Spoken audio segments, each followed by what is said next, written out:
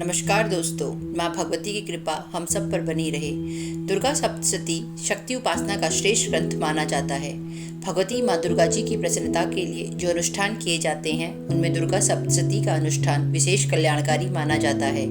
इस अनुष्ठान को ही शक्ति साधना भी कहा जाता है। शक्ति मानव के दैनिक व्यावहारिक जीवन की आपदाओं का निवारण कर ज्ञान, बल, क्रिया, शक्ति आदि प्रदान कर उसकी धर्म, अर्थ, काम मूलक इच्छाओं को पूर्ण करती है एवं अंत में अलौकिक परमानंद का अधिकारी बनाकर उसे मोक्ष प्रदान करती है। एक पौराणिक कथा के अनुसार जब दुष्टों का संहार करने के लिए माँ दुर्गा ने काली माता का रूप धारण किया था, तब राक्षसों का संहार तो हो गया था, लेकिन माँ का क्रोध शांत नहीं हुआ। माँ का क्रोध जैसे जैसे बढ़ता जा रहा था, वैसे वैसे माँ के शरीर से निकलने वाली ऊर्जा दिव्य मंत्रों का रूप ले रही थी। क्योंकि यह मंत्र माँ काली के शरीर से जन्मे थे, इसलिए यह मंत्र तांत्रिक मंत्र कहलाए, जो पृथ्वी के लिए महाविनाशक थे। भगवान शिव ने माँ काली को शांत करने के लिए खुद भी रौद्र रूप लिया और उन्हें शांत कर पार्वती रूप में ले आए। माँ पार्वती जब अपने शांत रूप में आई, तब उनके शरीर से सकारात्मक ऊर्जा सात्विक मंत्रों के रूप में निकल रही थी। तब भगवान शिव ने माँ दुर्गा के शरीर से निकलने वाले सात्विक और तांत्रिक मंत्रों को अपने रुद्राक्ष में समाहित कर लिया और मार्कंडेय ऋषि को उन रुद्राक्ष के बीजों को सौंप दिया। मार्कंडेय ऋषि ने उन मंत्रों से दुर्गा सप्तशती का निर्माण किया।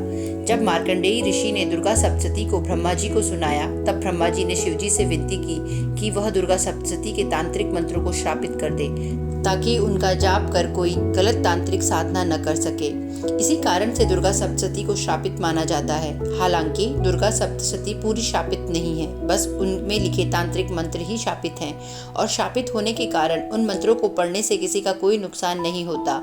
नारद के आग्रह पर भगवान शिव ने दुर्गा सप्तशती को शाप मुक्त करने की पूरी विधि बताई और इस विधि का अनुसरण किए बिना दुर्गा सप्तशती के मारण, वशीकरण, उच्चाटन जैसे मंत्रों को सिद्ध नहीं किया जा सकता। न ही दुर्गा सप्तशती पाठ का ही पूरा लाभ मिलता है। भगवान शिव के अनुसार जो व्यक्ति माँ दुर्गा के रूप मंत्रों को किसी अच्छे कार्य के लिए जागृत करना चाहता है, उसे पहले दुर्गा सप्तशती को श्राप मुक्त करना होता है। दुर्गा सप्तशती को श्राप मुक्त करने के लिए कुछ मंत्रों का जाप करना पड़ता है। ओम ह्रीं क्लीं श्रीं क्रां क्रीं चंडिका देव्ये श्रापना सानुग्रहम कुरु कुरु स्वाहा, इस मंत्र का 7 बार जाप करना होता है। ओम श्रीं क्लीं ह्रीं सप्तशती चंडिके उत्कीलन कुरु कुरु स्वाहा, इस मंत्र का 21 बार जाप करना होता है। ओम ह्रीं ह्रीं वं वं ऐं ऐं मृत संजीवनी विद्ये मृत मुत्थापयोत्थापय क्रीं ह्रीं ह्रीं वं स्वाहा, इस मंत्र का भी 21 बार जाप करना होता है।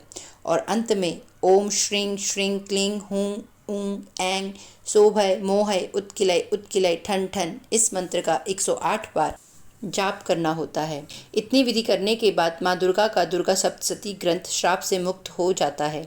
इस प्रक्रिया को हम दुर्गा पाठ की कुंजी भी कह सकते हैं और जब तक इस कुंजी का उपयोग नहीं किया जाता, तब तक दुर्गा सप्तशती के पाठ का उतना फल प्राप्त नहीं होता जितना होना चाहिए, क्योंकि दुर्गा सप्तशती ग्रंथ को शाप मुक्त करने के बाद ही उसका पाठ पूर्ण फल प्रदान करता है।